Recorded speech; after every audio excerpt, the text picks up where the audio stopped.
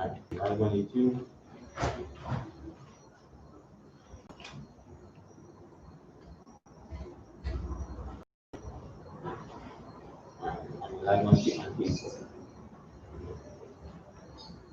All right.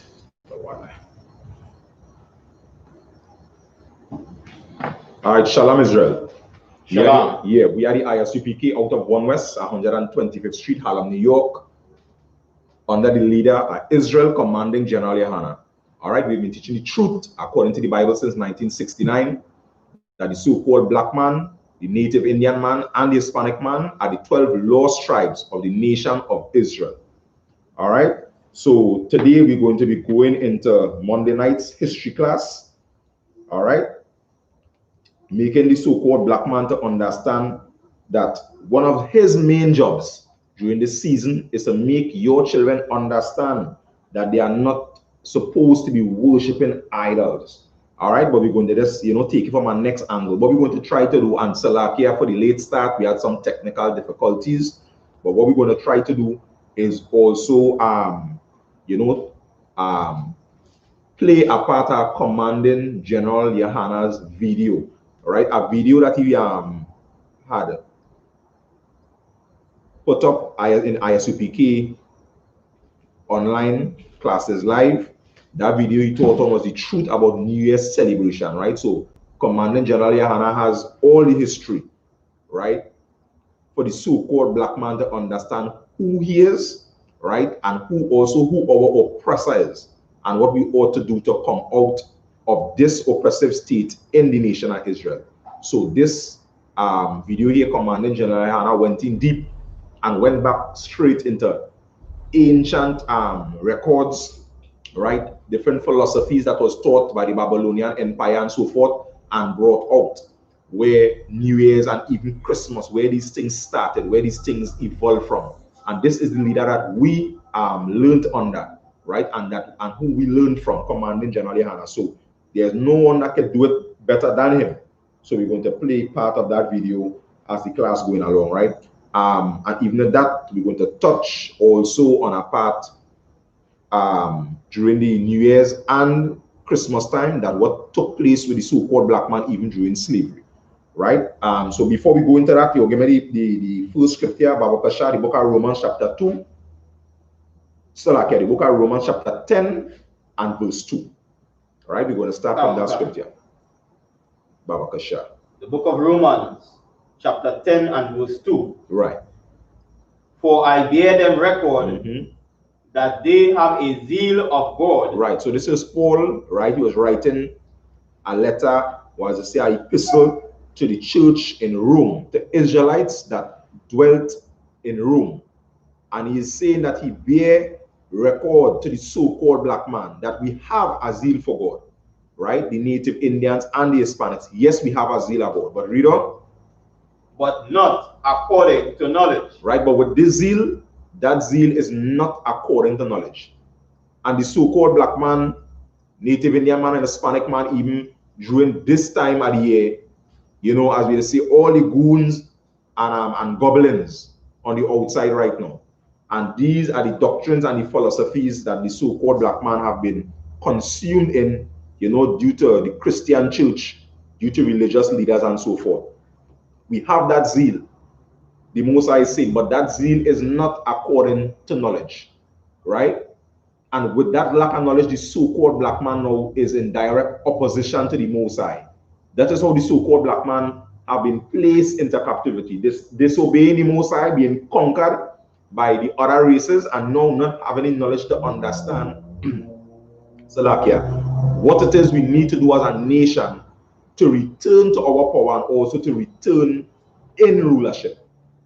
So through the mercy of the Most High, now there is one place on the earth that has that knowledge for the so-called black man to understand how to return, right, to his rightful place, which is to rule over the earth, over the other nations, and that knowledge is in the I.S.U.P.K under our Commanding Gen.YAHANNA, right? This knowledge has been passed down all during slavery, right? The Most High have preserved this knowledge for the so-called black man, that in these last days, we will know what it is we need to do as a nation to separate ourselves, right, and build a nation, build a body and a nation of people. Because a lot of us now, due to Christianity, may have what I should say, a misconception in terms of what Christ came for, right? Because Christ is stating in the scriptures, I am not sent but unto the lost sheep at the house of Israel, and not understanding the purpose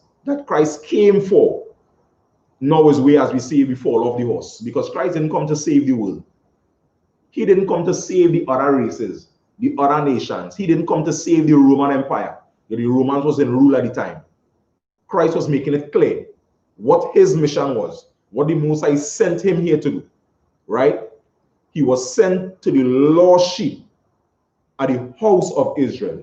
So he came to save this people from this empire that is about to fall. This empire that stands today, that is Babylon the Great, or as we say now, America.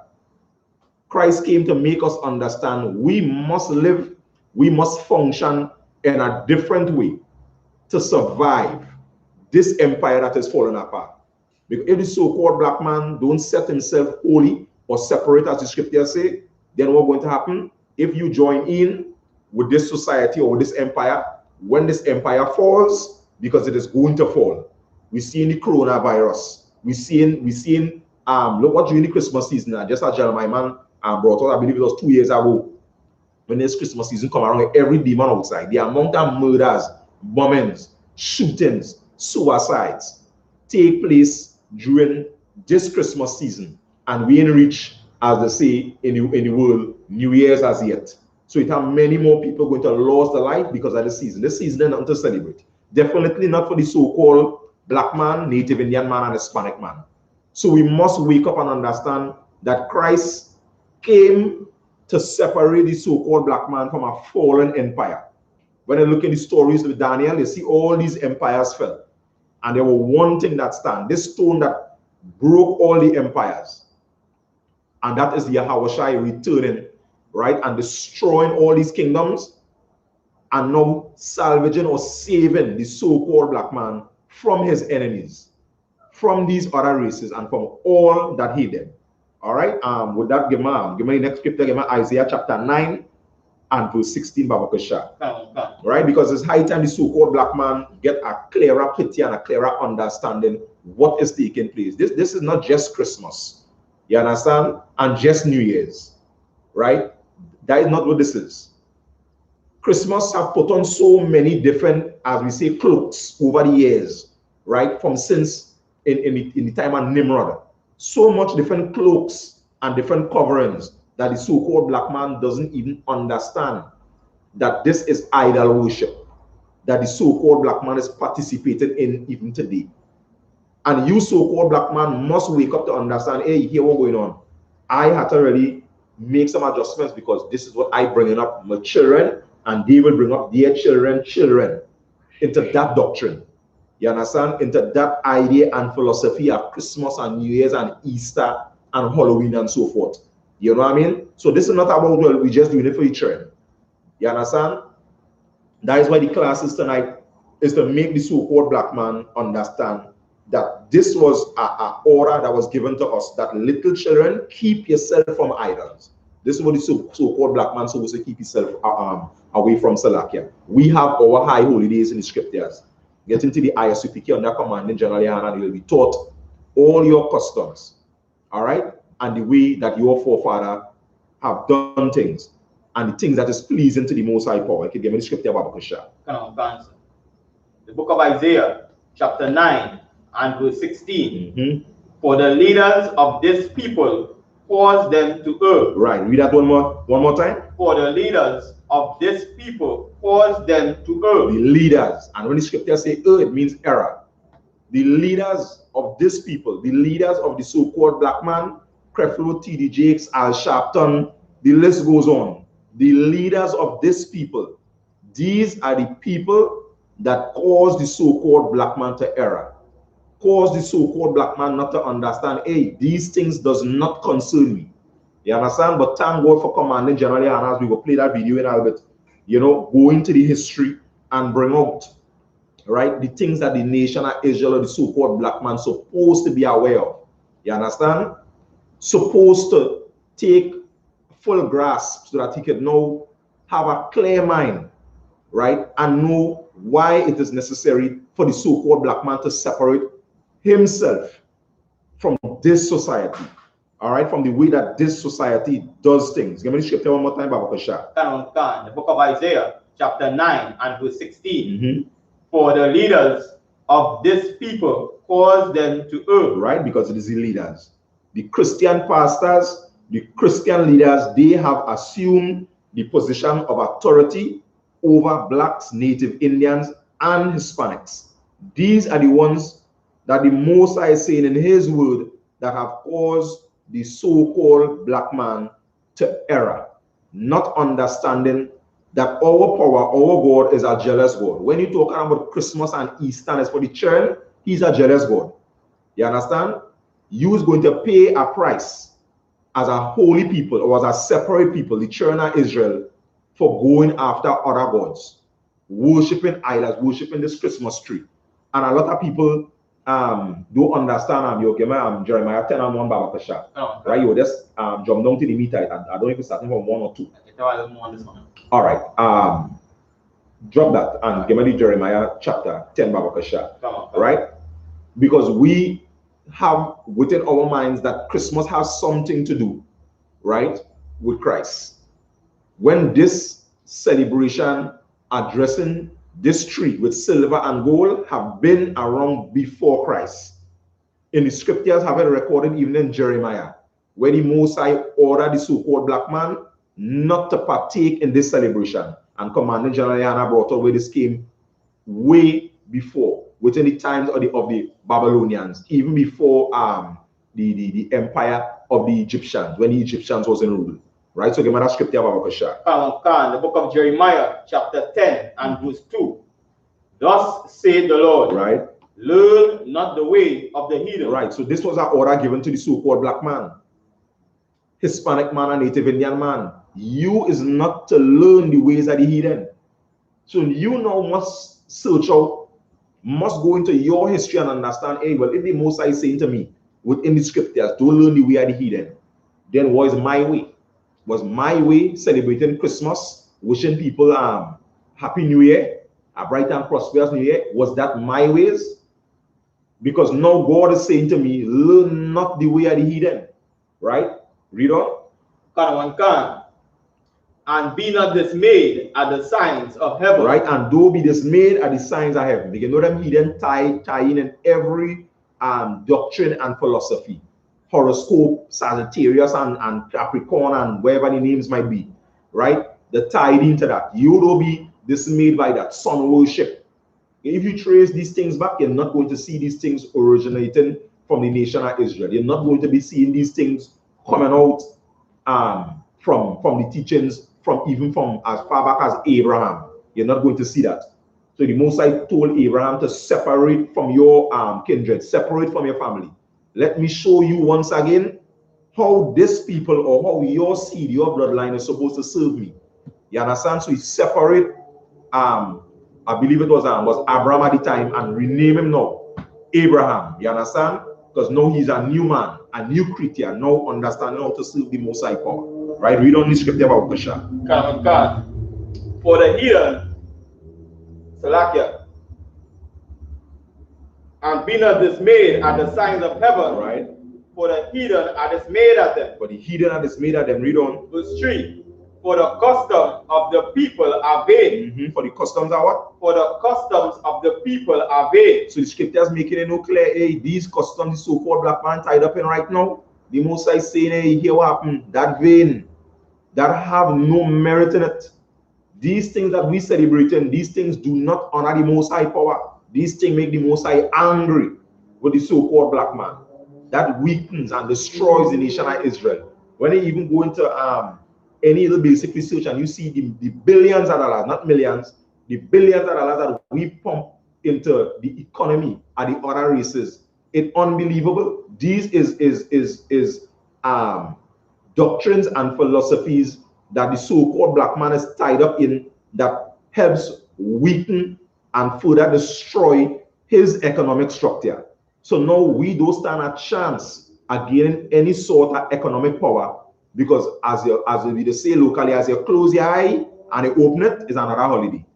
You understand? Is another feast day which the Most High hate. As you see in the scriptures, he hate with feast days. You understand what I'm saying? These pagan holidays that the so-called black man continually following, that has nothing to do with his fathers. And it's time for the so-called black man to understand how to honor his fathers, how to honor the thing that your forefathers have passed down to you. You understand? How to hold on to this. And community I.S.U.P.K under commanding General Yahanna, these are the basic things that the so-called black man is taught in here. You understand? To be faithful. You understand? To have integrity, to walk as a soldier, to hold these customs and these traditions and carry this on to your children and even their children. Right? Read on the scripture about Kasha. For one cutteth a tree out of the forest. Right? So now the cut a tree out of the forest. This is the celebration that gone January 25th, and now we come in and tie this in now with January the 1st, which is New Year's Day. So we cut a tree out of the forest, read on, we will just run through it. The work of the hand of the workman. Right, read on. With an axe. Verse 4. They deck it with silver and gold. Right, so they're decking this tree with silver and gold. And clearly, that can remind you of something, making you realize here, this tree that decked with silver and gold, deck the halls with I can't remember how that does go, but that is talking about Christmas. So the names keep changing at this celebration, and that is the wisdom too at the scriptures and the wisdom of our forefathers.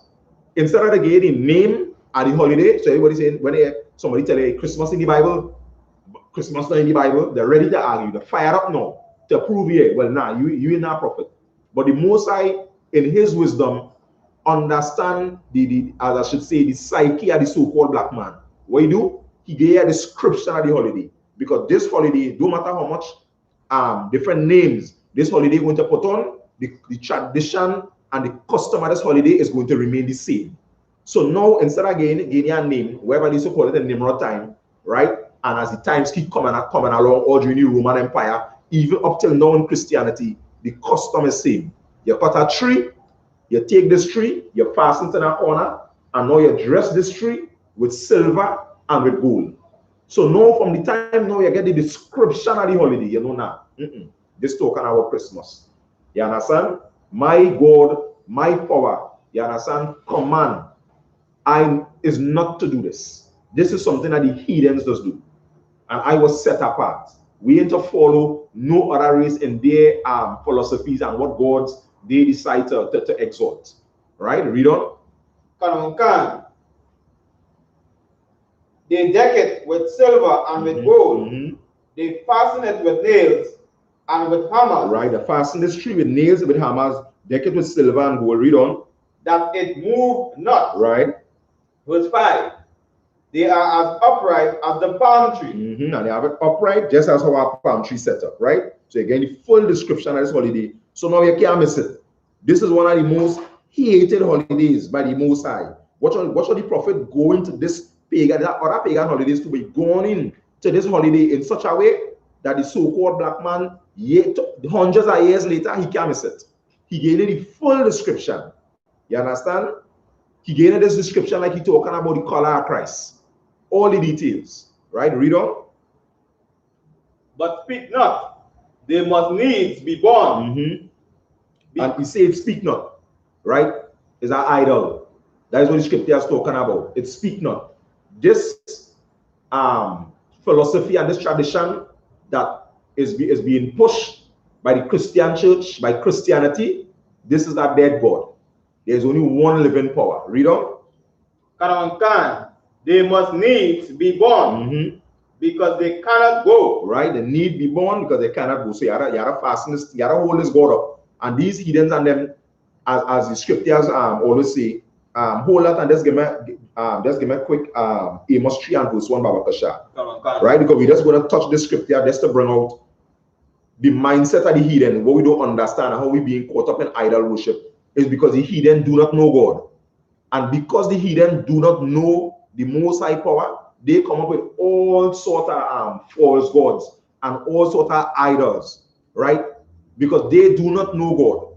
But the so-called black man, he is this nation of people, this special people that the Most High showed himself to, right?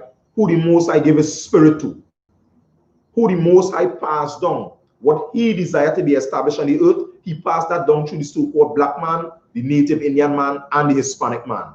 And the heathen do not know what the Most High desires on the earth here. So we are the one so-called black man to step up now in your inheritance and do what the Most High desires and requires of you, right? As a priest and as a king on the earth, right? Read that scripture, Babakasha. The book of Amos, chapter 3 and verse 1. Right, and this is that scripture to listen carefully. Amos chapter 3 and verse 1. Right, read. Hear this word that the Lord had spoken against you, O children of Israel. Right, so he's speaking to the nation of Israel. Hear this word. You understand?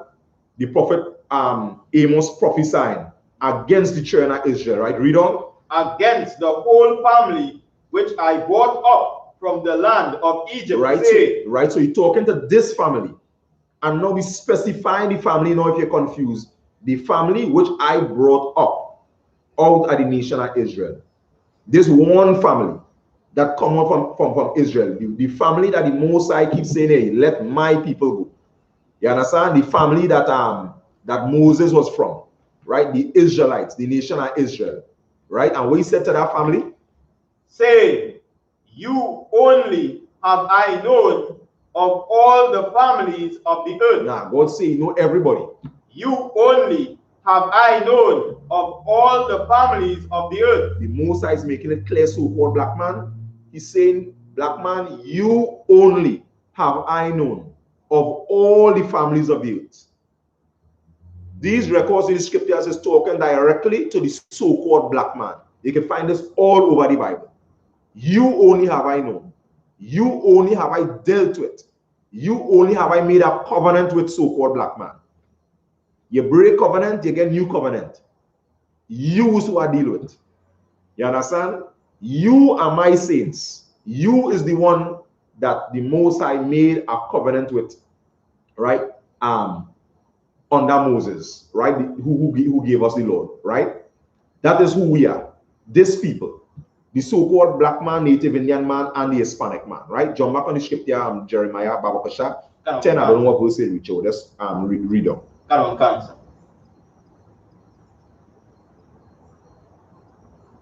Right, Babakasha. Right, when I get that scripture, yep.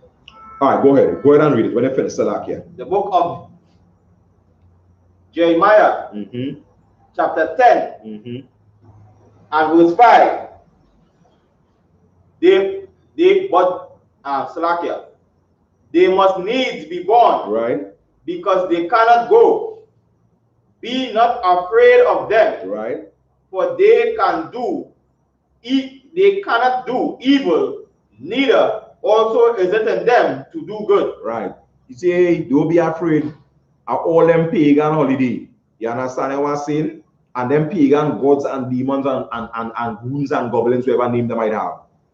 You understand? They can't do good and they can't do evil. That's why the scripture say there is no enchantment against the children of Israel.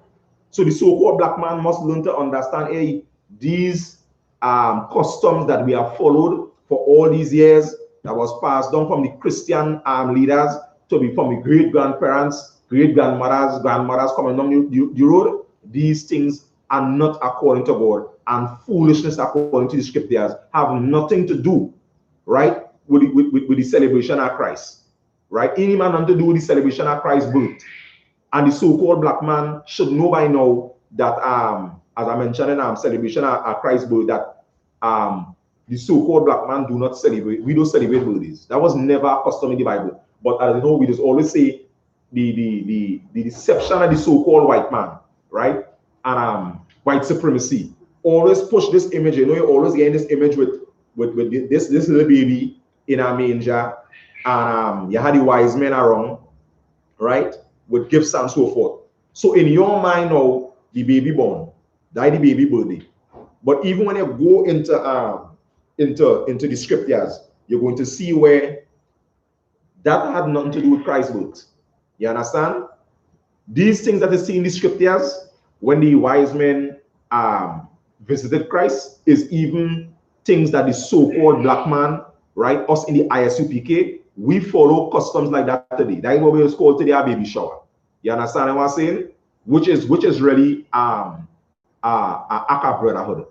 A brother have a child, and you visit the brother, you're catching me, you carry clothes, you carry this, you carry whatever aid, you understand, that you can give to that family, you get that aid to that family. So today it might be baby clothes, it might be pampers, it might be a crib, it might be we call them thing again, bassinet, you understand? All these things you give as gifts, right, to the parents, right? So you're blessing the child then, you understand, through the parents. So the parents know, as we could say, it could get a start.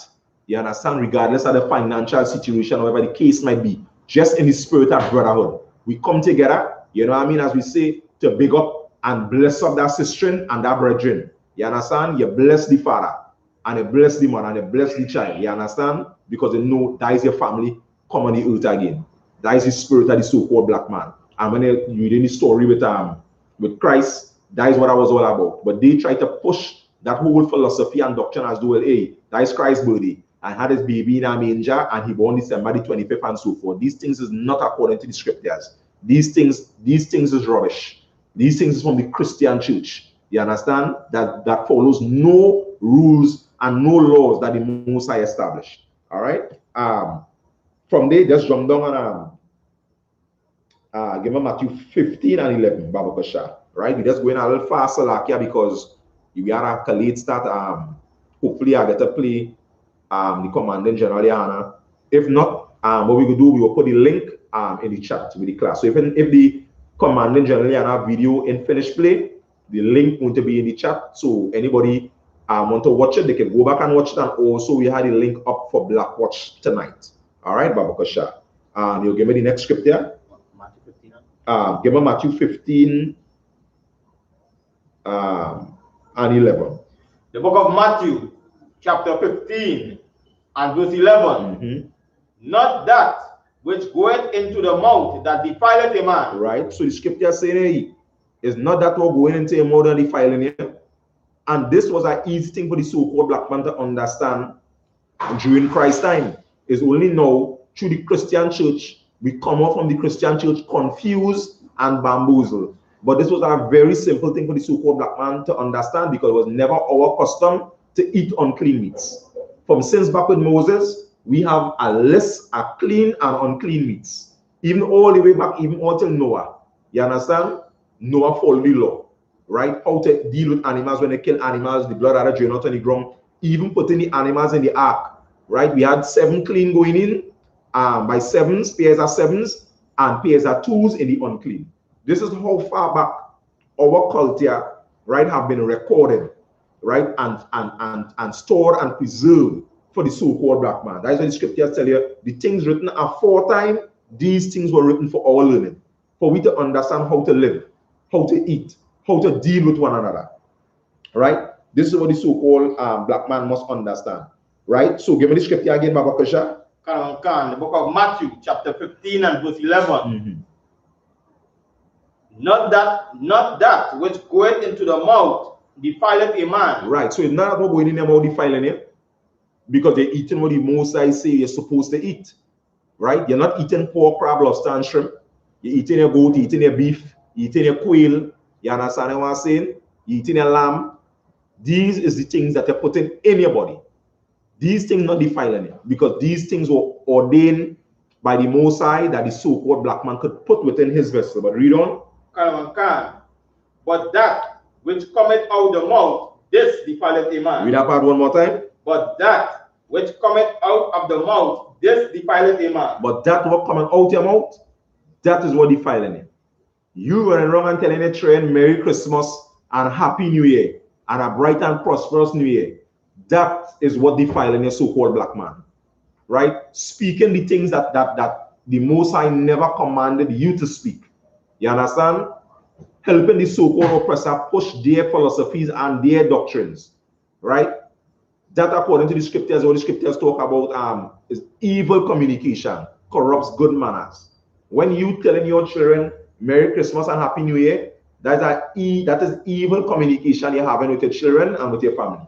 because these things is not the traditions of the so-called black man, right? And as we always say in the I.S.U.P.K under Commanding General Yahanna, here you must come in, so then you could understand, wait now, we really used to live different. We really does do things different.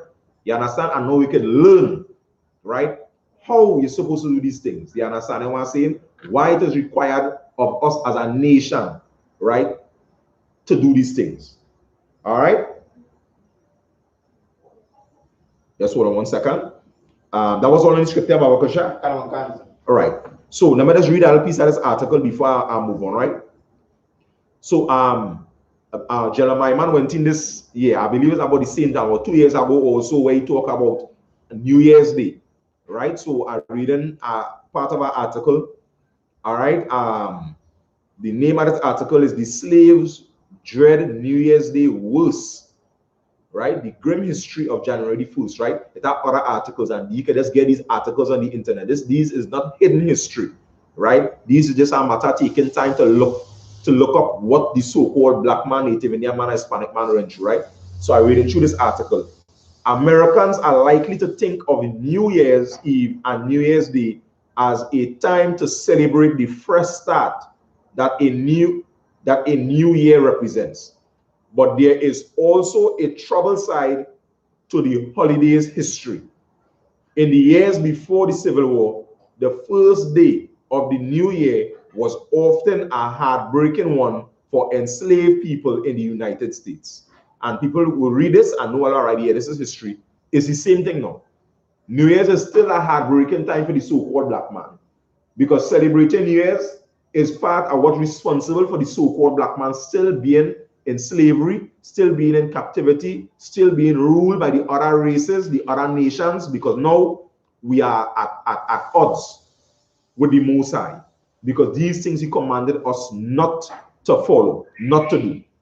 All right? In the African American community, the New Year's Day used to be widely known as Hiring Day. So the same way Christmas, right, put on many different names, is the same way that New Year's Day have put on different names also. And if you look next couple of years, right, if the sky in open up, it might change to another day, right? Because before it was called New Year's Day, it was widely known as Hiring Day, right? And the article go into what Hiring Day is. Also, it had another name. The name on New Year's Day was also Heartbreak Day. So now if you're watching, the same day coming with a different name. You understand what I'm saying? And it's the same symptoms, just like Christmas, right? Right, so I read it again. In the African American community, New Year's Day used to be widely known as Hiring Day or Heartbreak Day. As the African American abolitionist journalist William Cooper Neal, I read through that part, right? Because enslaved people spent New Year's Eve waiting, wondering if their owner were going to run them out to someone else, thus probably splitting up their family. So that day you frightened, because now your slave master, he come in and look to sell slaves for a high price. You study now, if it's a family of 5, a family of 8, whatever the number is, 3 might go so across the next side of America, probably down in the Caribbean, probably end up in South America. You don't know where they're sending you. Your family now gonna get split up to the highest bidder, right? The renting out of slave labor was a relatively common practice in the antebellum South and a profitable practice for white slave owners and hirers, right? So this is something that was widely practiced during slavery. And this time for we was Hiring Day or Heartbreak Day.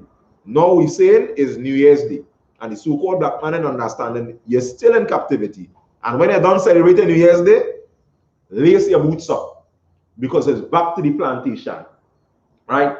Back to the factories, back to the oil industries, back to the here I watching an article later about 23,000 Trinidadians are saying stranded in some of them fields and them picking apple and oranges. You understand? It's back to the plantation.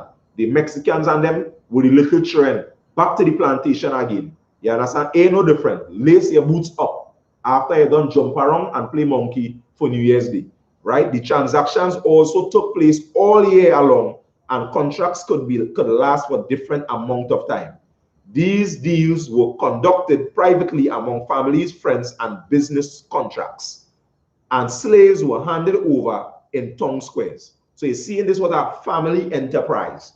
This is not until you so-called black man. Used like cattle, and you waiting to get sold. But now, a couple of years down the line, right, and a good few Christian songs, you feel that New Year's Day has something to do with you. Not knowing this was Heartbreak Day. Not knowing this was High-End Day for the so-called black man. So now you caught up. Because you don't understand, hey, this didn't have nothing to do with me. You understand? This is not my history. This was a terror for me. You understand? Right? So let me read on the article before I come off. Right? Accounts of the cruelty of High-End Day came from records left by those who secured their freedom, who described spending the day before January 1st, hoping and praying that their hirers would be humane and that their families could stay together.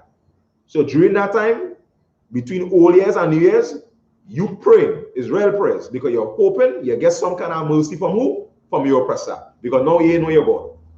So when you praying for the oppressor to show you mercy, which ain't gonna happen. Of all the days of the year, the slaves dread New Year's Day the worst of any day. You understand? And this is something very serious. In all the days, right? Men getting lynched, beat, and raped. If it's one time the afraid the most, is coming to New Year's. And if you're watching now, this is the worst time for black people. You understand? The worst time in all ways, even against going against your God, right? On New Year's Day, we went to the auctioneer's block to be hired to the highest bidder for 1 year, right? So this family going to get bid out for a year, right? This was published in Israel. Campbell wrote a memoriam published in 1861 in Philadelphia, right? In which he describes being hired out 3 times. That's where the saying comes from, that's where the saying comes from, that what you do on New Year's Day, you will be doing all the rest of the year. And that's what the so-called black man understand. So now you're running the Christian church, and you're running the church on New Year's Day, and you make your wish, or you're saying, all right, I come in church, New Year's, I will keep coming to church for the rest of the year. They knowing this is our old slave tradition. You understand? That you still passing down to your children. So you pick up a custom and a tradition, passing it down to your children, and you recognize, oh, wait now, this is from the slave plantation. You understand? When you start to do New Year, working as a slave, right? Working for this particular slave owner, if his name is Thomas or Johnson or Robinson, this will start to do this year, this is going to trickle down for the rest of the year, because this contract is a 1-year contract, a yearly contract, right? Harriet Jacob wrote a particular detailed account in the Slave New Year's Day, right, of her 1861 autobiography, Incidents in the Life of a Slave Girl. High-End Day at the South takes place on the 1st of January. On the 2nd, slaves are expected to go to their new master, she wrote. She observed slave owners and farmers renting out their human chattel for extra income during the period between the cotton and the corn harvest. So when they're harvesting, they're renting out now, blacks, Native Indians, and Hispanics getting rented out on other plantations. So don't feel when harvest taking place and don't need all our labor that you're gonna have it easy. Back to work, right? And the next planting season, from Christmas to New Year's Eve, many families would wait anxiously to find out whether they would be rented out and to whom. On New Year's Day, at the appointed hour, the grounds are thronged with men, women, and children, right? So as scripture say, no regard to the old, neither the young. Let's pull that scripture from about Babakosha, right? Somewhere in the curses, right? At the appointed hour, the grounds are thronged with men, women, and children waiting like criminals to hear their doom pronounced, Jacob wrote, right? My last little piece here. It's not much again, right? On one of these fateful days, Jacob saw a mother led 7 children to the auction blocks. She knew that some of them would be taken from her, but they took all. So the woman know they will take some of her children, but now they take all the children, right? The slave trader who took the children won't tell her where he was taken, where he was taking them, because it depended on where he could get the highest price. So they may not know specific place to go. Who pay me most? The children them going to split up the suit. Jacob said the woman never, Jacob said she never forgot the mother crying, gone, all gone. Why don't God kill me? And that is the distress that the so-called black man, native Indian man, and Hispanic man experienced during New Year's. You understand? And that celebration, I believe, is 2 days away. And the so-called black man, I don't understand, it's time to separate from the oppressor. Time to separate, right, from these evil customs and traditions that we helping our oppressors to uphold, like Thanksgiving. You understand? Separate from that. You get the scripture, Babakasha? Let's read that scripture from the Torah. The book of Deuteronomy, chapter 28 and verse 50. A nation of fierce countenance. Right. So we just reading this scripture just to make the so-called black man understand the book of Deuteronomy 28. Right? Moses made a list of curses for the so-called black man. That when we turn away from our God, from the laws, commandments, and statutes, this is what's going to happen to us. Right? A fierce nation that do what? Which shall not regard the person of the old, nor show favor to the young. Right? It will have a nation, a race that is going to come against the so-called black man. He's not going to care whether you're old or whether you're young. That is what the scripture is saying, point blank. And as we just say, so said, so done. As Moses prophesied, is the same way the Mosai, the children of Israel disobeyed the Mosai. That is what happened to me. And remember here, Moses isn't talking to the world. Moses talking to the so-called black man, the native Indian man and Hispanic man.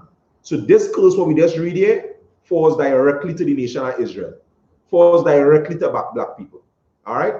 So let me just wrap up this article here. Enslaved people who attempted to resist going to their new masters were whipped. So you trying to escape your captors and your rapists, you now getting punished for that and thrown in jail for that, just as it is today. They relented and promised not to run away during new arrangement. Other slaves were also particularly vulnerable, as Jacobs described one owner trying to hire out a frail, roughly 70-year-old woman because he was moving away. So as the scripture does read, they're showing no regard to the old, neither the young. So he moving, and he's still trying to sell a 70-year-old frail, not just 70 years, a 70-year-old frail woman. He's still trying to make money on that 70-year-old woman. So after she saved out she whole life 70 years, he ain't saying that. Let she go. You understand? She life done. She makes 70. She do all what she can do. You understand? No mercy. It's the so-called white man, the so-called oppressor, still trying to make money. You understand what I'm saying? Still running down that dollar, that power. All right?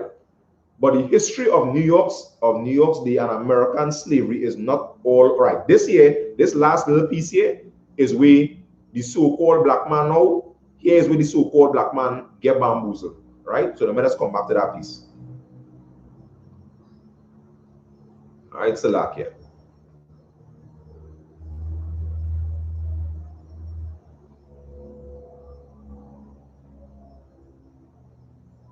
Give me 1 minute. I might just get back the... Right. So the article continues to read it. Right? But the history of New Year's Day and American slavery is not all horror. The holiday was also associated with freedom. Right? So this here is the catch. And here is where Christianity fully set in. Right? And hoodwink, you understand? And bamboozle and hypnotize the so-called black man. Right? Put a spell on the black community. Right? The federal ban on So the federal ban on the transatlantic slave trade went into effect, right? And here how to do it, the federal ban on the transatlantic slave trade went into effect on New Year's Day. So when the slave trade now, they come and put a quote-unquote ban on the slave trade, they do it on New Year's Day. So now your celebration on New Year's Day now is now locked, right? They in 1808 and our African American communities did celebrate, but the festivals were short-lived. So they do that in 1808, but they say the celebrations were short-lived. Different slave trade abolition commemorations took place between 1808 and 1831, but they died out because of domestic slave trade was so vigorous, says McPherson. The risk of violence was also too great. For example, the New York's Eve mob attacked an African American congregants and vandalized their church. Right? The holiday became more associated with freedom than slavery when Abraham Lincoln signed the Emancipation Proclamation freeing slaves in the Confederate States, right? And they gave the date, right? Slaves went to church to pray and sing on December the 31st, 1862. So that way the Old Year's Day into New Year's Day church celebration coming. So now they want to celebrate freedom, right? By praying and singing in the Christian church, not understanding that the so-called black man, right, the Native Indian man and the Hispanic man was still and still is in captivity. No, it is done in a strategic way. We still haven't been delivered from the hands of the enemies and from all the different races that hate us. And that is why the priest in the I.S.U.P.K now is to make you wake up and understand, hey, wake up. It's high time. You're still in captivity, and your King Yahawashi is going to deliver you. But we have a requirement. We have a way that we need to walk as a nation of people to escape and come out of this captivity. All right? And that's why, so I will continue reading the article, and that's why there are still New Year's Eve prayer services at African American churches nationwide. And I see they specify that. There is some directed to the African American community, to the so-called black man, right? At such watch night services, congregants continue to pray for more widespread racial equality more than 150 years later. So 150 years later, the so-called black man, we still praying for racial equality. You understand? When the scripture is saying, I have chosen you to be a special people above all people. Let me read that one scripture before I go into the video. Baba Kasha. All right.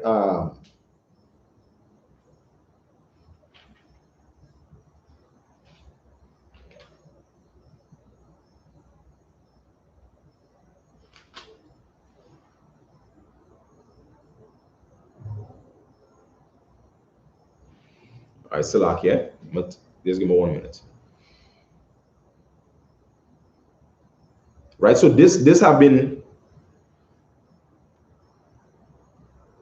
the condition of the so-called black man.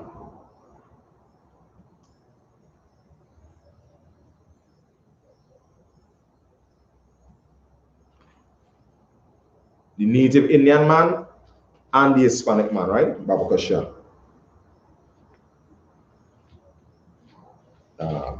No, that's not give me Deuteronomy 7 and 6. I feel that would be a better scripture about Babakasha. Right? Because we now marching and fighting for racial equality. Right? When the Mosai had set up something different for the so-called black man. The Mosai ain't tell you to look for no equality. Regardless of the condition you might be in. Right? Give me from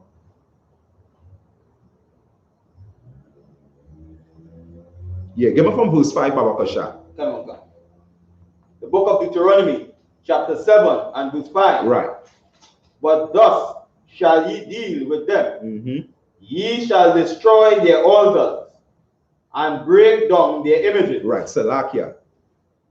Give me Deuteronomy 6, give me verse 1, Babakasha. Book of Deuteronomy, chapter 6 and verse 1.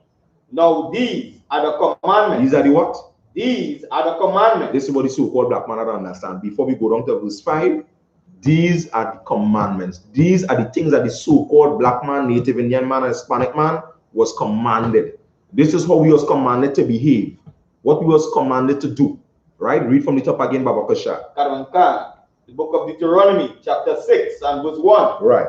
Now these are the commandments, the statutes, and the judgments which the Lord your God commanded to teach you, right, that ye might do them in the land whether ye go to possess it. Right. So no matter where the so-called black man is, these are the commandments. These are the things we're supposed to do, and this is the way we're supposed to behave. Right? Jump down now to Deuteronomy 7 and 5. The book of Deuteronomy, chapter 7 and verse 5. But thus shall he deal with them. Right. This is how we should deal with the heathen. This is how the so-called black man is supposed to deal with the other races. This is orders given to the nation of Israel, the so-called black man. Read on. Ye shall destroy their altars. What are we supposed to do? Destroy their altars. This is our order. Destroy the altars. And this is like what we're doing tonight, and all the Monday night classes tonight, Tuesday night, Wednesday night, Thursday night, street teachings. This is our order given by the Most High Power. This is what the I.S.U.P.K under commanding GEN.YAHANNA is doing. Destroying the altars of the heathen. Right? We come in and speak against Christmas, against New Year's, against Easter, against Halloween. The Most High command the so-called black man to destroy the altars. You understand? Not promote it, not advertise it, but destroy it. Right? Follow commanding GEN.YAHANNA as he did it in that table, which is a real excellent video. Right? I am not going to watch it over tonight and then still try to catch the grill. Right? The history of New Year's Day. All right, read on.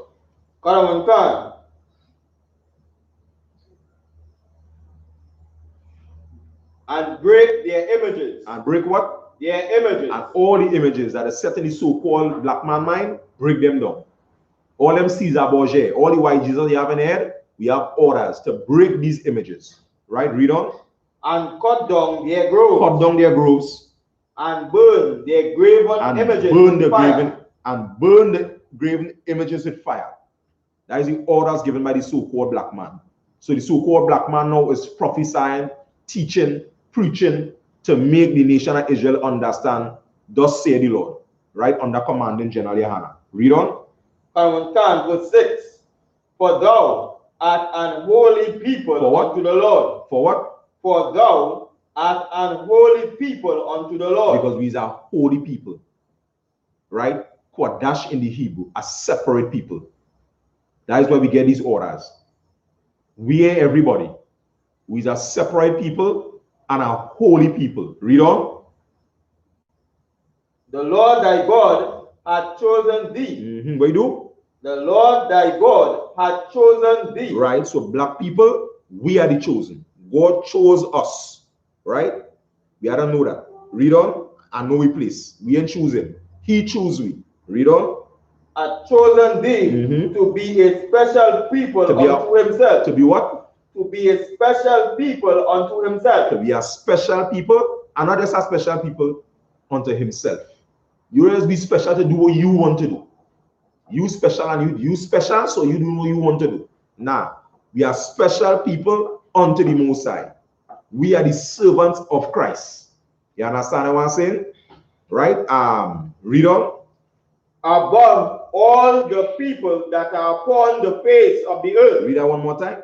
Above all the people that are upon the face of the earth. Above. You hear that keyword?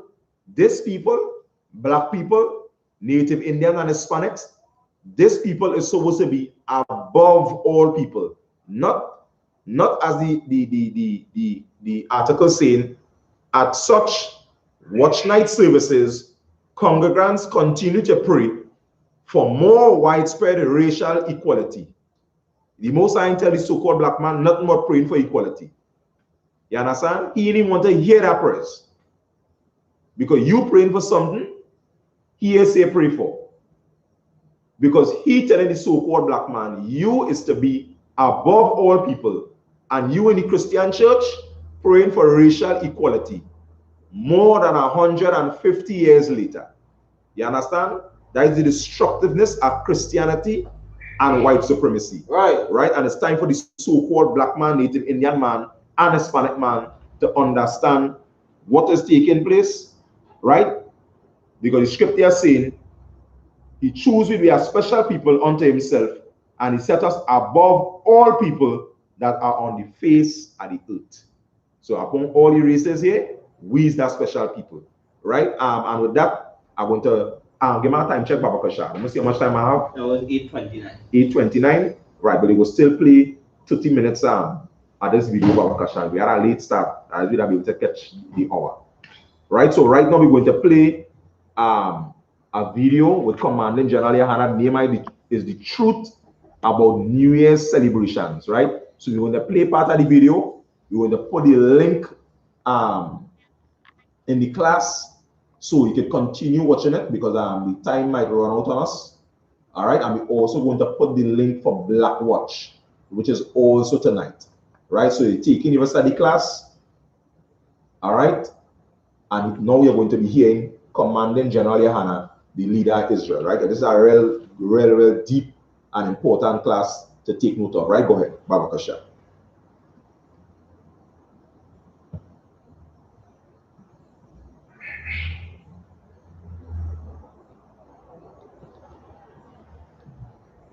I ain't getting no audio.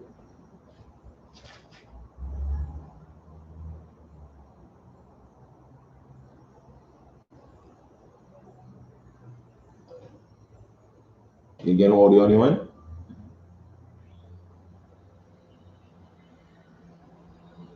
The audio am I in on? Yes, no, man? That's not no. I think I know yes, still okay. Hmm? The audio and video on YouTube. The audio here on too. I know how.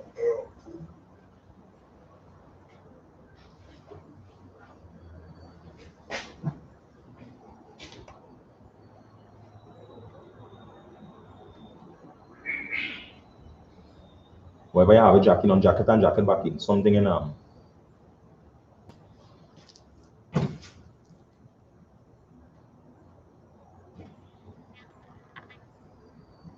little bit, if I could, about how we've been fighting.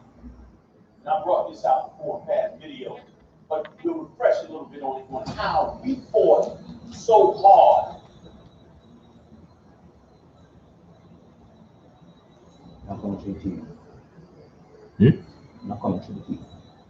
all right. I'm gonna do. Bring this port here, come on.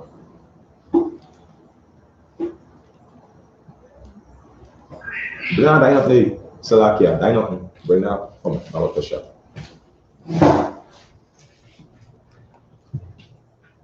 No.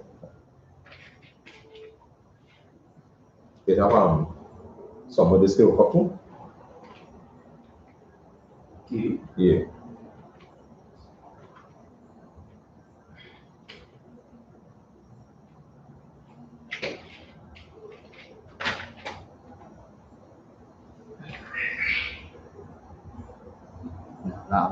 Nothing. All right.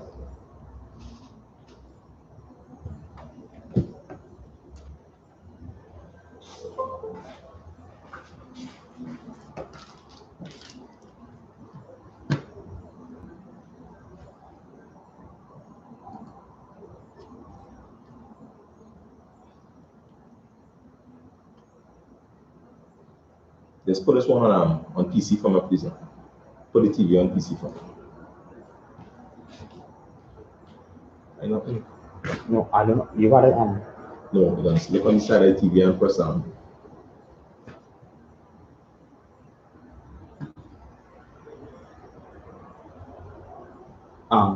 back out. Did you write it? I write it. All right, I'm gonna go there.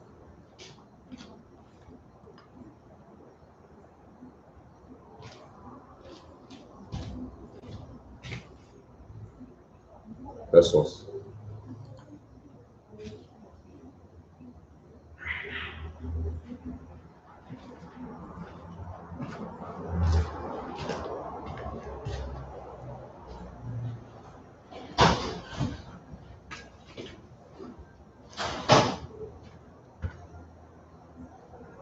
I do think I'm the audio commentary here now, just and I ain't sure if this could be.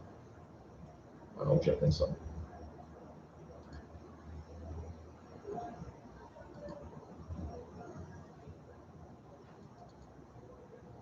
Go down the corner, I guess. No, I can't show that to this first. Alright. Push back source from about for sure. I know what is that. We get a little technical difficulties. So that yeah.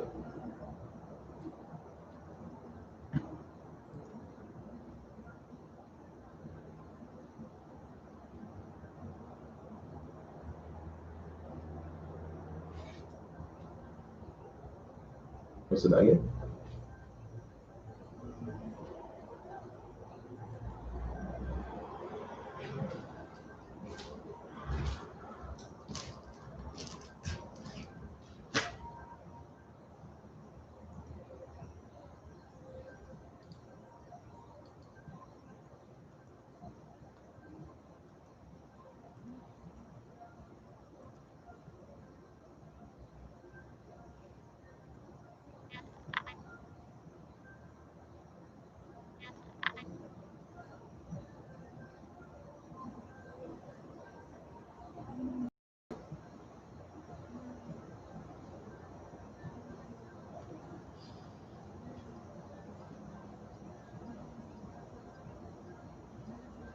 So after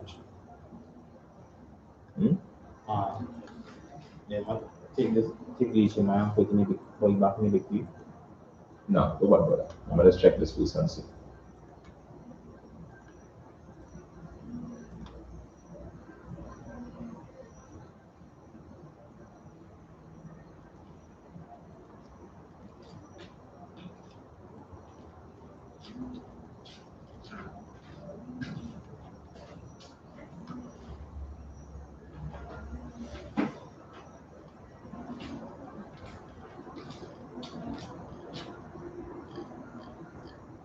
What is the class was on the hanging?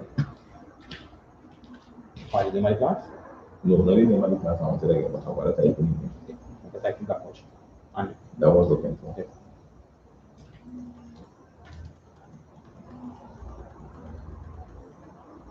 Yeah, this was on another workshop.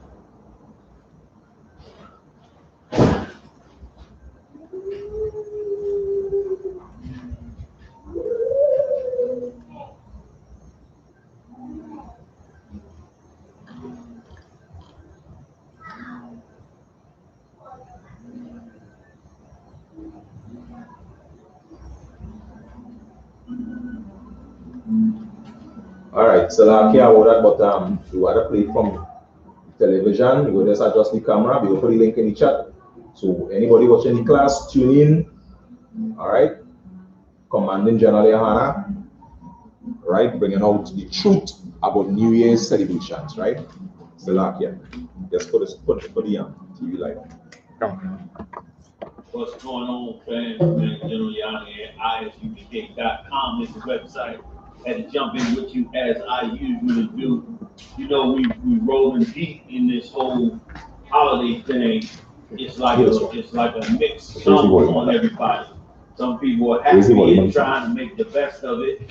Some people, most people, are feeling lonely and abandoned in the empire because of all the sadness and destruction that has come with the entire so-called holiday.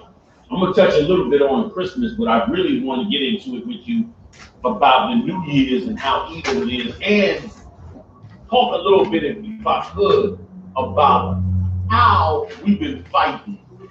And I brought this out before in past videos, but we'll refresh a little bit on it, on how we fought so hard against the same evil thing that we are fighting today. And people are, those of you that are celebrating Christmas, New Year's, those of you that's walking around looking at anything other than Christianity and the philosophy of Babylon as being the evil mark of the beast and the evil spirit that is out to destroy us. This might help clear it up for you, what we're going to go over with tonight. Let me tell you something.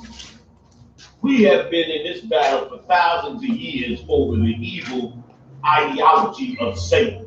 The evil ideology of Satan has fought against the Lord has fought against him. And the sad part is, which you will see in some of what we bring out, is that we have almost always chosen the side of Satan against the Lord. New Year's is an extremely old and extremely evil holiday. Same with Christmas.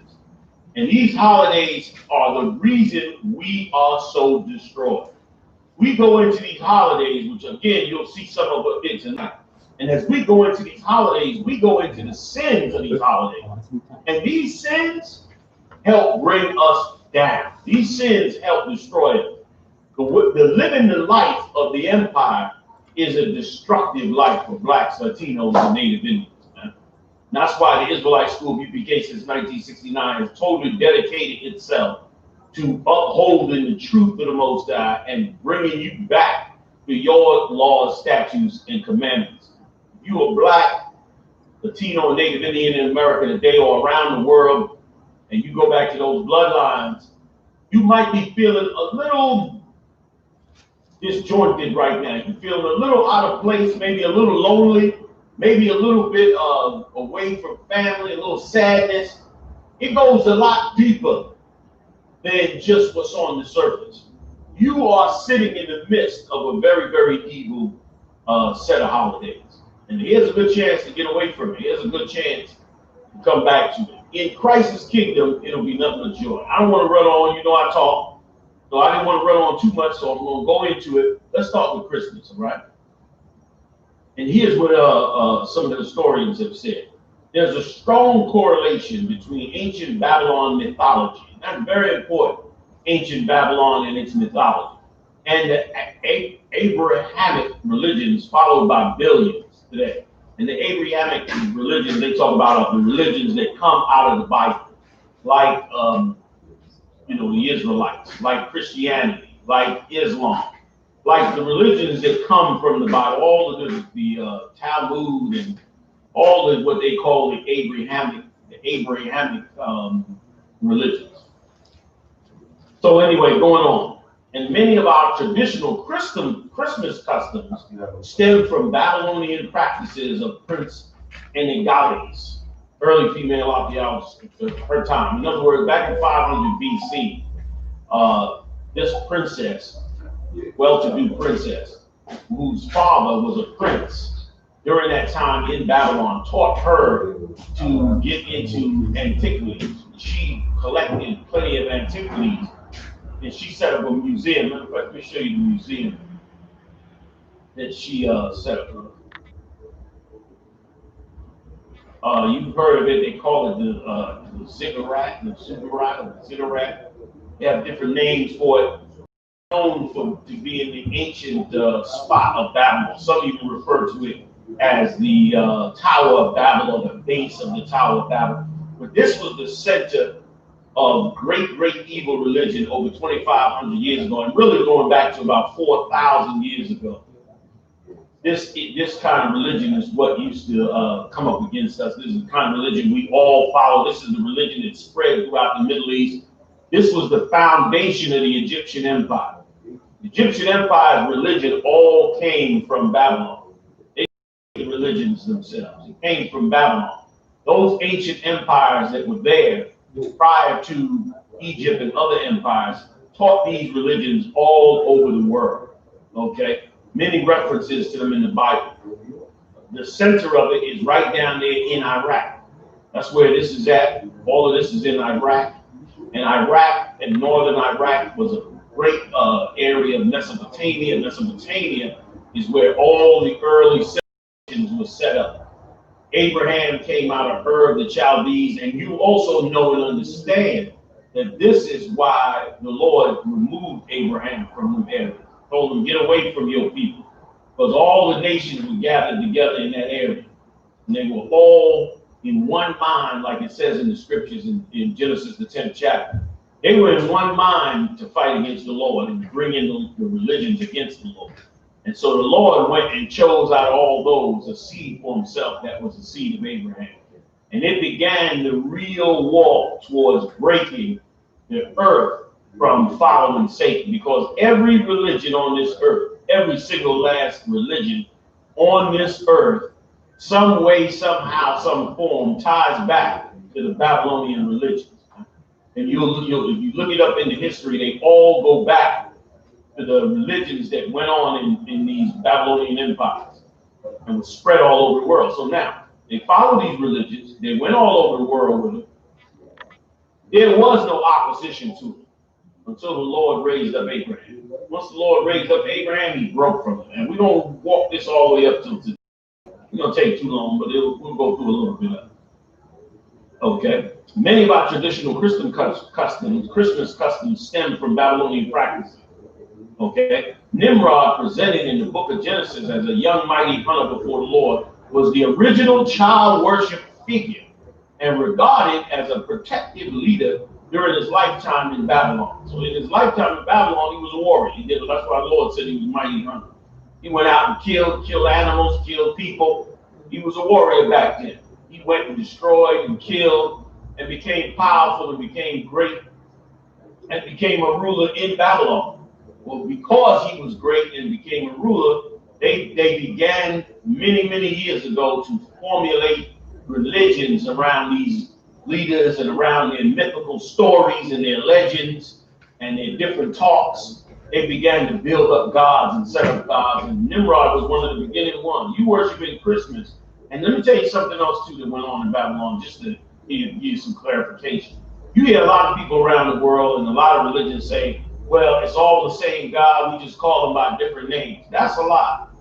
That's exactly what went on in ancient Babylon. In ancient Babylon, and beyond Babylon, the Greeks, these are the same gods that you worship in Christmas and New Year's are the same gods that were worshipped in the Roman Empire, the Greek Empire, the Egyptian Empire, the Babylonian Empire. So for thousands and thousands of years, they took the same gods, renamed them, added some other religions to them, and pushed them gods right back out to you. And that's why we got Christmas and New Year's today. This is not by an accident. They went and dug up these records and held on to the evil that they used to do in the past. Let's get a little bit more. Okay. Upon his death, talking about Nimrod, okay, he became the sun god. You know you've heard of the sun god. We call him Ra in Egypt. They have other names for him in Greek and Roman mythology. And all of them surround stories about their different gods and marriages and fights and wars and children that they had, along with all kind of mythical talk. Anybody that's went to Catholic school knows that there's a ton of Greek mythology and Greek gods and that are studied in the Catholic Church. The reason why it's studied in the Catholic Church is simply this. The Catholic Church is really the forerunner of, the later progenitor of the Babylonian worship, which should give you a major wake-up call. And the major wake-up call should be this. If the Greeks and the Romans really followed Egyptian and Babylonian worship, then what does Christianity today follow? You want to understand why Israelite School U.P.K is so adamantly hard against Christianity. It's because it is the antithesis of ancient Babylonian religion. It's like this ideology and religion from back then, thousands of years ago, keeps being reborn by the nations on the earth. They keep going into it and pulling it back up. And here we are today, you looking at it like you worshiping Jesus in church. You think you worshiping Jesus, you following the practices of Jesus, when you are not. What you are following is a bastardized religion that was created from the same Babylonian religion, same customs, the same way of life, the same beliefs, which is also why a lot of the religions are brought into the church. Many churches have Christmas trees in them. And many churches have what they call New Year's Eve service, where you can go into church in the evening and they have you in there praying right on through the New Year's. And this goes on in churches all over the world and in America, and especially in the Black and Latino community. And what they don't realize, because many of the parishioners are ignorant to these things and ignorant to their history, that this is the worship of Satan, that this is the worship against the Most High, against the Almighty, and that it is something that angers him and it is vile and just something we are never, ever supposed to do. You are never supposed to go out and party on New Year's Eve. You are worshiping another God, even if you don't know it and you're doing it ignorantly. Now, that's why the Lord sent prophets out and disciples, so that you wouldn't be ignorant no more. You got to open your eyes and look around you, and you got to stop making excuses to try and make it look like you are not following these things when you really are. Let's get some more, a little bit more. He became the sun god, and his birth was celebrated around the time of the winter solstice. They considered it as the gap between the early winter and the ending of winter. Okay, they call it the winter solstice with great revelry. So they partied real hard during that time. Okay, also known as Tammuz. The nativity of this sun god was conveyed and worshipped through carved figures placed in chambers to welcome the son of the sun. Because, of course, he became the sun god, and then he became worshipped as the son of the sun. Sound familiar? Sounds like Egyptology, doesn't it? Sounds like the nativity scene, doesn't it? Matter of fact, this is what they said. Leading to the nativity manger scenes that still decorates churches today and homes around the world at this time.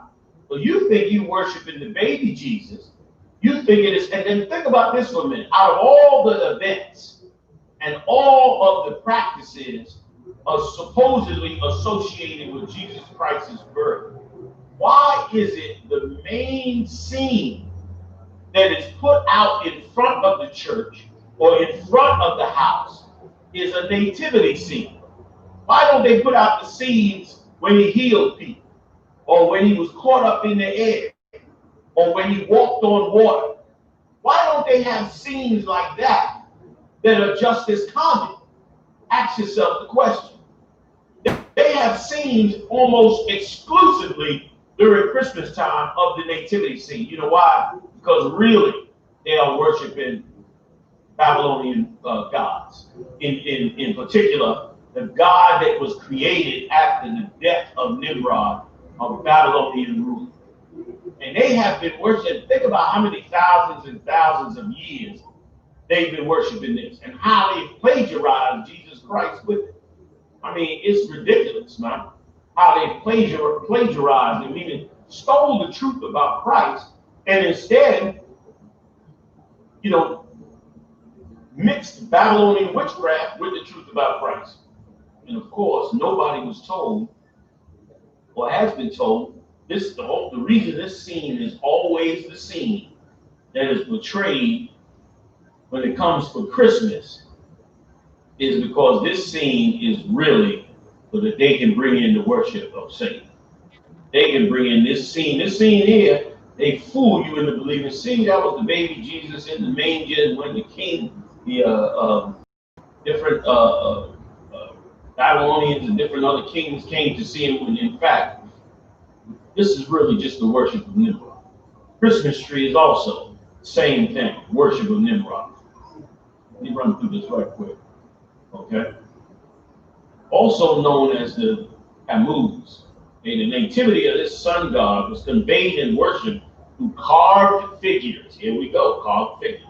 Placed in chambers to welcome the son of the sun, leading to the nativity manger scenes that still decorate churches and homes around the world today. Real quick. All right.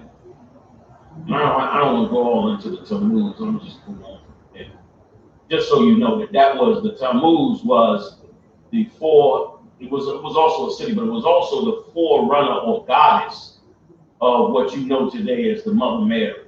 Like all those female deities, they started with this Tammuz goddess and started worshiping her. She's fertility god, supposedly wife of Babylon, and blah blah blah blah blah into the whole Greek mythology. But I'm not going to run too long on that, okay? But all of this started, so you know, all the religions that I'm reading about, all these aspects to the religion are all they all derive from ancient Mesopotamia, all derived from ancient Babylon, and in a particular part of Babylon where they called the Chaldees. Chaldees were like magicians, they were like the so-called wise men. They kept all the records and kept all of the libraries. Once again, like this woman did in the Zuggurat, or whatever they call it, just like her. She had her archaeology in there. They, she kept her antiquities. They eventually, over time, studied it and kept it, and later on, it was dug up in modern times, and they pulled all this archaeology out, which is how we found out about these gods. And of course, our people went back into it because they went and set these gods up again. But to make these gods more palatable to you, they turned around and added Christianity to it, which is why you have to be taught from the Bible, man. You can't just be a sucker in church.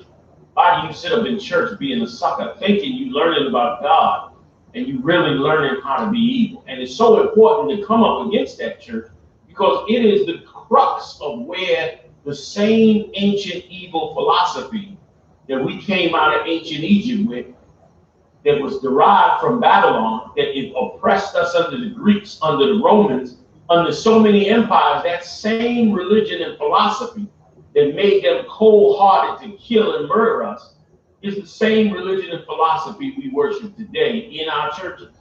And because of it, look what has happened to us. We've become evil and mean and totally against the spirit of the Lord. Anyway, let's bring it up a little more modern. But I really wanted to talk about New Year's, since that's coming around the corner. A lot of you just try to say to yourself, well, it's New Year's, so we can go out and just have all we're doing is going out and partying, blah, blah, blah. A lot of Black and Latino people die on New Year's Eve, and they don't talk about it because they don't want the celebration to be in. But a lot of Black and Latinos go out and party and get drunk and die. A lot of sisters get raped during New Year's Eve. Go out and party and drink too much, or never unfamiliar with drinking, and all the predators come out. All the predators come out of the woodwork, and they start to prey on one another. Tons of women get molested and raped during that New Year's Eve celebration in Times Square. And why would you have the biggest celebration of the country in the dead of winter? Why? Because you're worshiping the winter solstice. So New Year's celebration, let's check it out. The earliest record recorded festivities in honor of a New Year's arrival date came 4,000 years in ancient Babylon. For the Babylonians, the first new moon following the vernal equinox, the day in late March with an equal amount of sunlight and darkness, heralded the start of the new year. Back then, they brought it in on the right time, meaning springtime is when they brought it in. Later on, they changed it to the winter solstice. All right, heralded the start of the new year. They marked the occasion with a massive religious festival called the I.S.U.P.K. That's what New Year's is. You want to know what New Year's is? It is the I.S.U.P.K, derived from the Sumerian word for barley, and that's important. Samaria, or Summer, was one of the first major cities established in Babylon, in that same area of Iraq, northern Iraq. And once again, it was right around the time of Nimrod. This was what was established. So just think about this for a minute. Long before we even became a nation, long before the Lord decided to say, you know what, I'm going to take Abraham and separate him, and I'm going to raise up a nation to him. I'm going to make my covenant with him, and I'm going to raise up a nation with him, which is so the Most High and so humbling. Here is the whole entire earth is come together, like it says in Genesis, the 9th chapter. They all worshiping Satan. They're trying to build wisdom and technology to outdo the Lord and to fight against him. They're trying to build a tower to get up there to him. And they got chaos going on over the whole earth, wars and evil cities being erected, and the Lord stepping in the middle and say, you know what, Abraham, I'm going to pull you and separate you. Get away from your people. I'm going to give you another set of land, and I'm going to set you up on this land. And I'm going to raise your people up and raise your nation up. And this is why a lot of people in these different religions and a lot of archaeologists hate the Bible. They hate the Bible because they see the world the way it was prior to Abraham. They see all of the ancient empires of Babylon, the Anunnakis, all came out of that area. They call it the Fertile Crescent in some cases. They call it the father of civilization. That Mesopotamian area where Babylon was at and all those major cities like Sumer and Ur and others that were in that area, they loved that ancient history. They loved that ancient way of life. They constantly tried to bring it back. Many, many, many times from many, many heathens. But the children of Israel have come in the power of the Most High to put all their gods down and all their way of life and to change the earth. That's why the earth is against this Bible and against the Lord and against the Lord's chosen people, which is why the Lord's chosen people have to come together in the spirit to walk with the Lord and be empowered by the Lord and to bring all these nations to heel. Because if you don't, they'll destroy everything on this earth, man. Which they're going to attempt to do anyway. So anyway, let me get a little bit more on this, all right? We'll run with this for just a little bit. We're in 22 minutes already. Okay, let's go. The first new moon following the vernal equinox, the day in late March, with equal amounts of sunlight and darkness heralding the new year. They marked the occasion with a massive religious festival called I.S.U.P.K, derived from the Sumerian word for barley, which is where almost all of these gods come from. When you go back and look at the history of it, almost all these gods come from the worship of food. And they come from the worship of food because food, of course, is precious to man. So anything that is involved in helping to bring food in people's mouths, these nations worship it. Nimrod was a mighty hunter, conquered other nations, killed tons of animals. Those people that lived in those cities, they ate good, they built civilization. So in their mind, that was godly. That was righteous. It shouldn't have been torn down. God was against it. We thought the same way when we came out of Egypt. We wanted to go back. We wanted the flesh pot. We wanted the Egyptian life. We love America the same way. We want Christmas and New Year's and Valentine's Day and Thanksgiving. We don't want to hear that these are religions and holidays of Satan that are against the Lord, that is going to get us killed by the hand of the Lord. So we turn on the Lord. We want to be a part of this work when the Lord does not want us to be a part of this work. And thanks be to the strength and the wisdom of your forefather Abraham, the father of the 12, one of the fathers of the 12 tribes of the children of Israel. Thanks to him, you got a covenant with the Lord that was going to free you from your own silly, stupid mind. It makes you think you could be a part of this world. You will never, ever, ever be able to be a part of this world.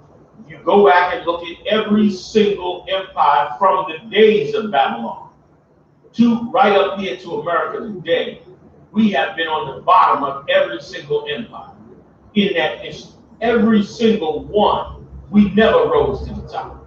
We always were the slaves, with a few sprinkled success stories to make it appear as though the landscape is fair and loving and inviting and inclusive, when in fact that's a complete and utter lie.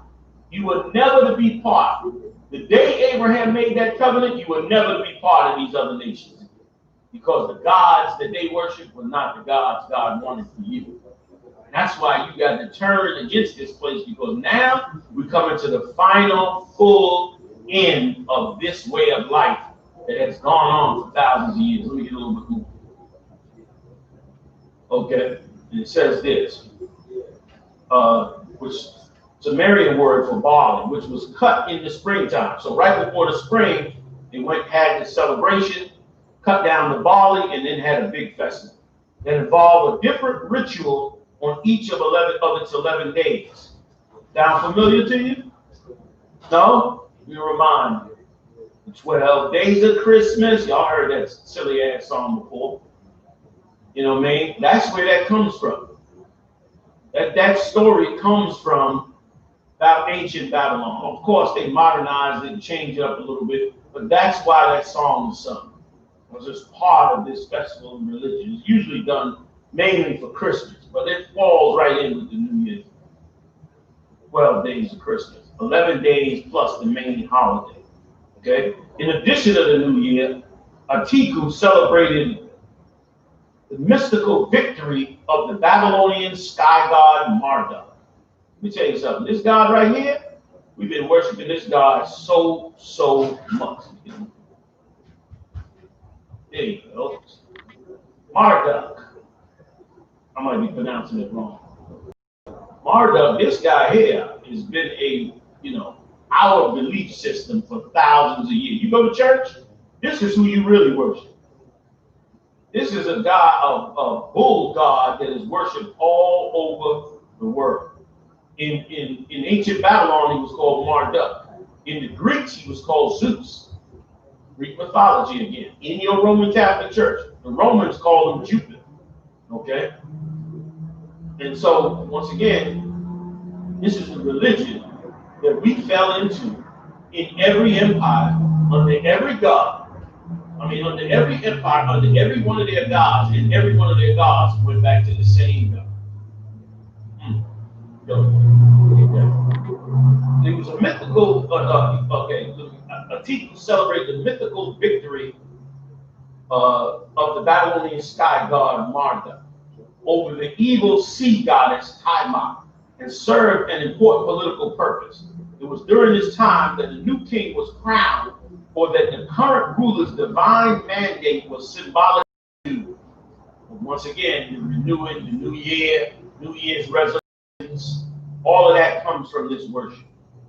We're going to tie it back a little bit to the Bible. I want you to hope you'll run with me for a little bit, because I want to tie it back to the Bible a little bit so you can get a little feel during the biblical times of what we did and how evil it was for us to do this against the almighty power of Yahweh.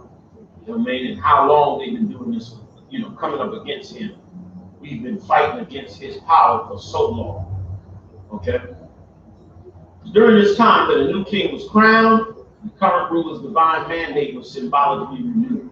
Marduk seems to have originated from a local deity known as I.S.U.P.K, a farmer's god symbolized by the spade. So that's where he started. Before Babylon got really strong and powerful in that Mesopotamian area, they worshipped him under this name, known as Maru, which continued as part of his iconography. Marduk's name, however, though linked to Maru, translate as bull calf. Oh boy, we're going there now. Translated as bull calf. Now, this is going back thousands and thousands of years, man. And it's sad that we worship Christmas and New Year's today and anything in the Christian church, because all of it goes back to this God. And you can change the name and use Jesus and say praise Jesus and get a Bible and sing and bring a band in. But the sheer fact that in church you do nothing that Christ says, you follow no law, statutes, and commandments. You turn your back on the idea that God even gave laws by teaching that God's laws were done away with. To even take that stance, you are fully engulfed in the witchcraft of Babylon, and you should get out of church.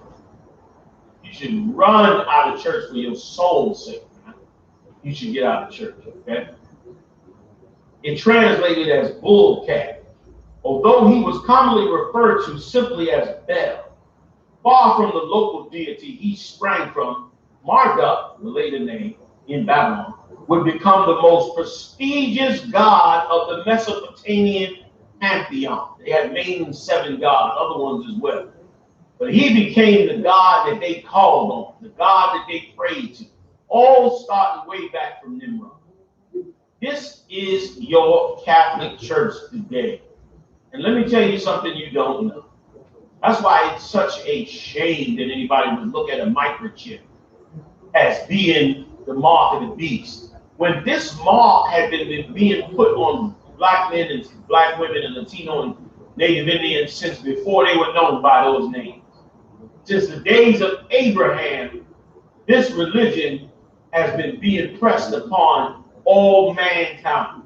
And only Abraham and his seed were chosen to break away from it and to start bringing in the real way of life that we're going to have in the future. Once again, this is the old world that's coming to an end, and the new world is coming afterwards. Look like I'm going to run for a little bit, y'all, so I pray you stay. Hang and let's talk a little bit about this. Okay? So let's get a little bit more. Let me go first, before I even do that, let's go to Exodus 32. You know, in Exodus 32, the Most High makes a reference to this. And I just want to grab it right quick, if I can, for a good reason.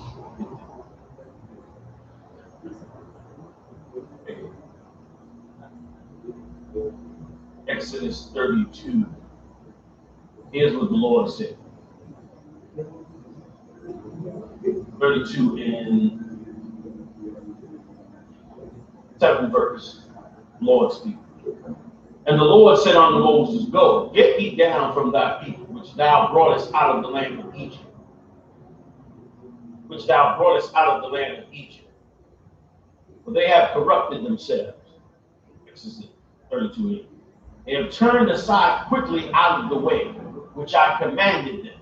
They have made them a molten calf, same calf we talking about, and have worshipped it, and have sacrificed thereunto, and said, These be thy gods, O Israel, which have brought thee up out of the land of Egypt.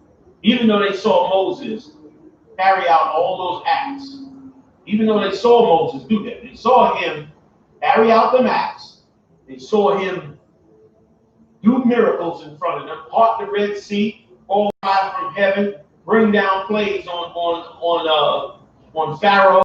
They got out in the wilderness, and because this worship of this bull was so prominent in Egypt, the worship of this bull was as prominent in Egypt as it is in America today under Christianity. You go into church, this is what you worship, under the guise of it being Jesus Christ. And that is so not true. And it is so strong among us. It has such a hold on us that the first sign of the Lord letting up all for us, we're going right back into church. We're going to break our spirit and go right back into church. And that's exactly what happened to us coming out of Egypt.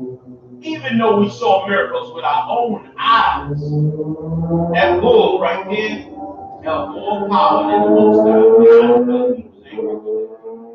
So Moses get down and go back to the people. Because they worshiping the God, this bull, this God that I didn't prescribe, man.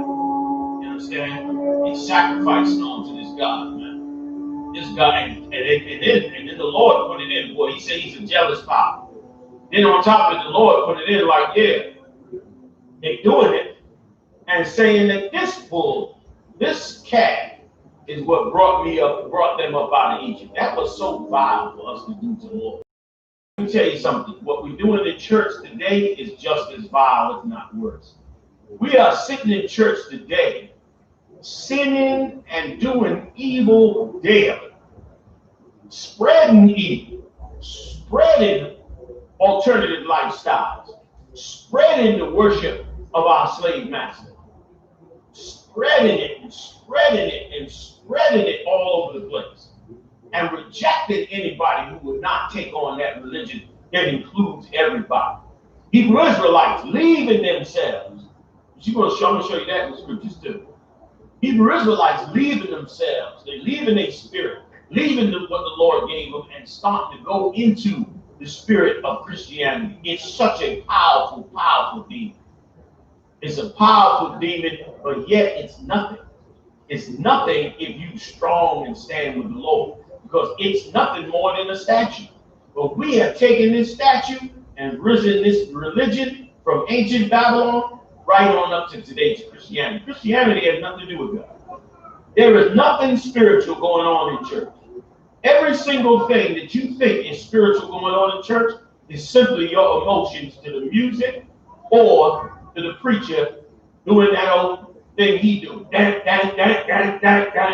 Conjuring up your emotions, making you think that it is a spiritual event that you are dealing with. And you ain't dealing with no spiritual event.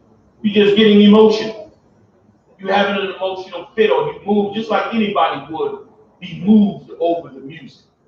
That was us. We got out of Egypt, we got in that wilderness, and Moses went up on the mountain. He said, nah, man, it wasn't the God that Moses was talking about doing this. It was this God that lets us part. Lets us pretend like we love one another. Lets us join our slave master and not have to be against him in everything that he did. The Lord had to pull us kicking and screaming out of 400 years of captivity. And he's going to have to pull us kicking and screaming out of here too. That's why I said 2/3 of us shall die over here in this final analysis before we leave here. 2/3 of us will die because 2/3 of us refuse to change our spirit, man, and stop sinning. 2/3 of us are going to accept alternate lifestyles. 2/3 of us are going to accept joining these nations that have oppressed us and destroyed us so much. 2/3 of us are going to fight desperately against the idea of God being black. Oh, that's a big picture right here. That's a big pain for a lot of us. A lot of us are going to fight against it. Let me go back to the story. Look, a little bit more. Okay. Let's get a little. Let me go down a little bit. Get a little bit more of this. Wow, me too. On it. Who he is.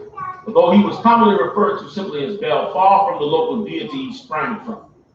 He was the son of the god of wisdom called Enki. How do you heard of that Enki god? From the Anunnaki, as they are known. Okay, known as considered a creator god. A what? A creator god in some myths. Meaning, they trying to say that bull is the child of the creator god.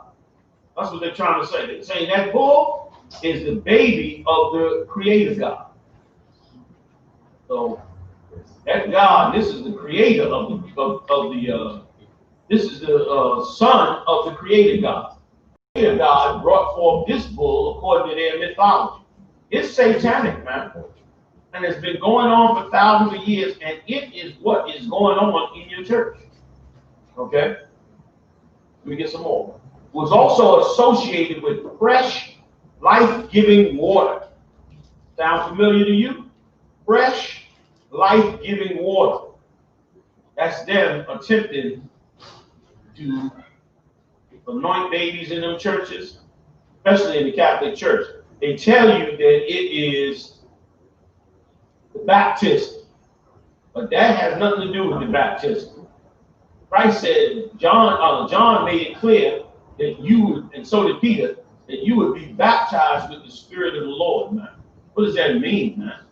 It means that you would learn this knowledge of the Most High, and you would change your spirit. You would change your heart.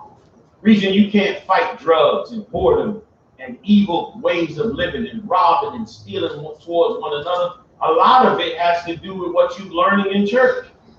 You can't escape that spirit. You raise your children in that spirit. It sends them out to be monsters. You destroy your husbands for you women that's in the churches. This is what we do.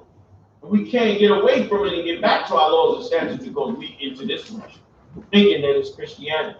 We're going right to the God that's teaching us to turn against God for help as though he is a God. Bad news, man. That's some bad news right there. For the life that we've been living. It's about to change. Okay? And that's pretty much it on that side. Let me get two more on this, and we'll go back for a minute. Let's get Jeremiah 50 and 1. We'll walk a few of those. All right, Jeremiah 50 and 1, if you will. Look at that. Here's what the Most High said. Go find what has happened to us.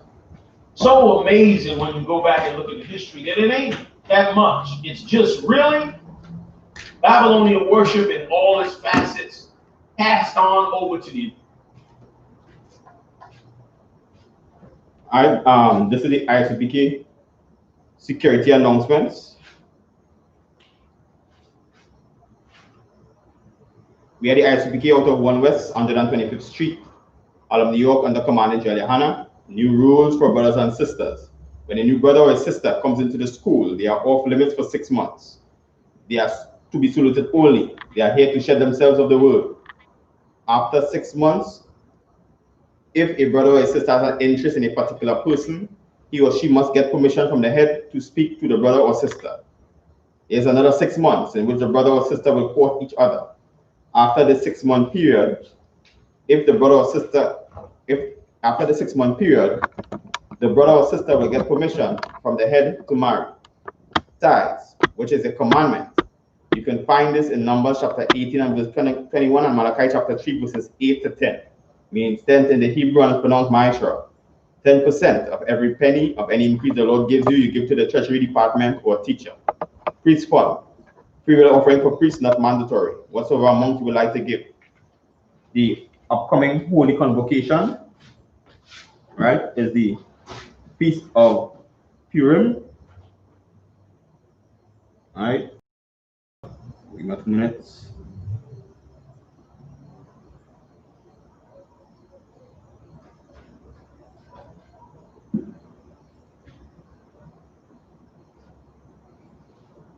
Yeah, is the Feast of Purim, which is the 14th day of the 15th, the 14th and 15th day of the 12th month, which will be Thursday, February 25th, and Friday, February 26th, 2021. You can find this in Esther, chapter 9, verses 20 to 31.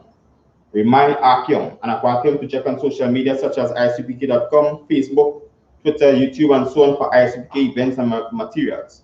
If your brother wants to be a trooper in the school,